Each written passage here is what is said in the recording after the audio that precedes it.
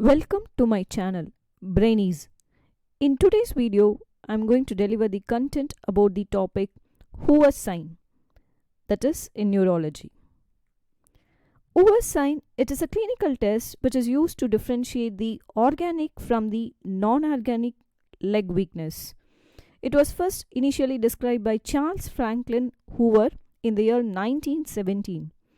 It was based on the principle of synergistic contraction of the contralateral hip extensors during the voluntary hip flexion. So the principle is when a patient attempts to flex one of the hip, there is an automatic extension of the opposite hip due to the crossed extensor reflexor mechanism. This involuntary extension effort can be felt by the examiner as a downward pressure under the contralateral heel. So the indications are it's the assessment of the suspected functional weakness of the lower limb, and it is useful in differentiating the organic, that is a true neurological paralysis, versus the functional psychogenic paralysis, that is paralysis. It helps to identify the inconsistent effort during lower limb strength testing. So the method of application is as follows. Patient position is supine on an examination couch. Examiner's hands place one hand under each of the heel, that is both the heels.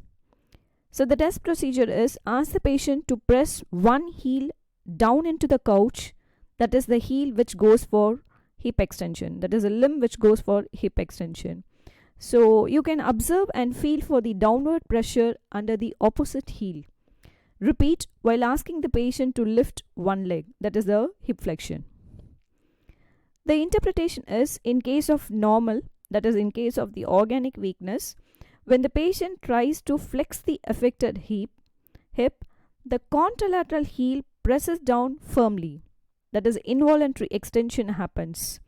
In case of functional weakness, when the patient tries to flex the affected hip, no pressure is felt on the opposite heel. It is due to the lack of the automatic extension. So the main uses of the test are as follows. It is used to distinguish the functional paralysis from the organic neurological lesions, example the upper or low motor neuron lesions, and it assists in diagnosing the conversion disorders or the FND, functional neurological disorder. It is one of the important tests which is used to detect this FND, and it is helpful in neurophysiotherapy assessment for the treatment planning. The limitations of this particular Hoover's sign is it should not be used in isolation, and it is a part of the broader neurological examination. Maybe it can be unreliable in case if bilateral weakness is present, or if the patient has any hip or back pain which is affecting the effort of lifting or extension. The examiner's hand placing or the technique of the hand placement under the heel, if it is incorrect, that is considered as one of the limitation. Clinical relevance. It is commonly used in neurology, neurorehabilitation and physiotherapy settings.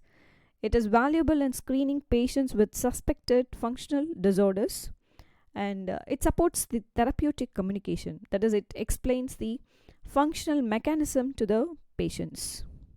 That's it with my video. Thank you for watching. Kindly support by subscribing and sharing. Meet you all in next video. Thank you once again.